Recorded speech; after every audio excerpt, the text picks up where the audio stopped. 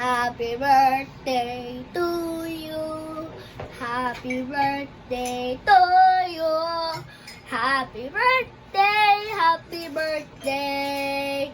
Happy birthday to you. Happy birthday to you. Happy birthday to you.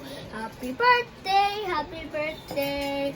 Happy birthday to you. Happy birthday to you. Happy birthday to you. Happy birthday, happy birthday. Happy birthday to you. Happy birthday to you. Happy birthday to you. Happy birthday, happy birthday, happy birthday to you. Oh, what's your Happy message? birthday to you. Happy birthday to you.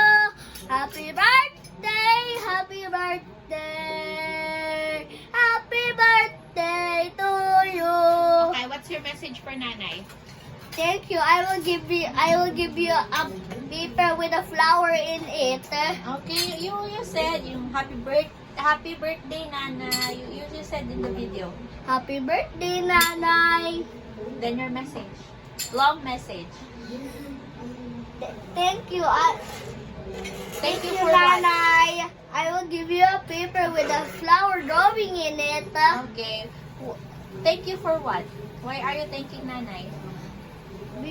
Because you are kind, And what else? happy, And angry, oh, and what and, else?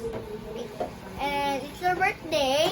Okay. And what else your message para mahaba yung video mo? And that's only. That's it. More ma. Oh, ano pang sasabihin mo? What's your wish for nanay? Urong ka dun. My wish Yeah. is, can you please be a kind person to me? You told me I'm kind. Tapos that's your wish? What's your wish?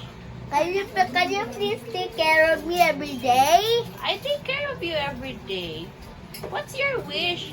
The one that you want nanay to do, to go, to be. What?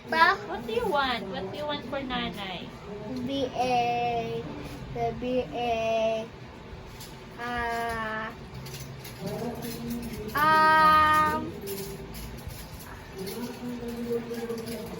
a crafter? Okay. Then what's your message to our family?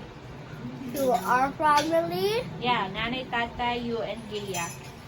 Nanay, Tata, me and Gia. Thank you. Thank you po. What's your wish for our family? My wish is, thank you po sa pagbibili, nanay and tatay, Pagbibili na. pagkain para sa akin. And Thank you po, Gia, for making love with me. okay. So what's your promise to yourself? And I promise I'm so sorry. I'm not talking to an imaginary boyfriend either. What? I'm not. What are you talking about?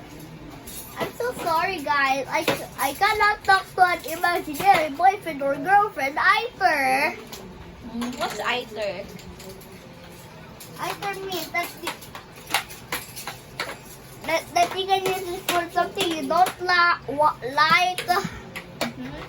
That's it. Okay. Goodbye. Bye.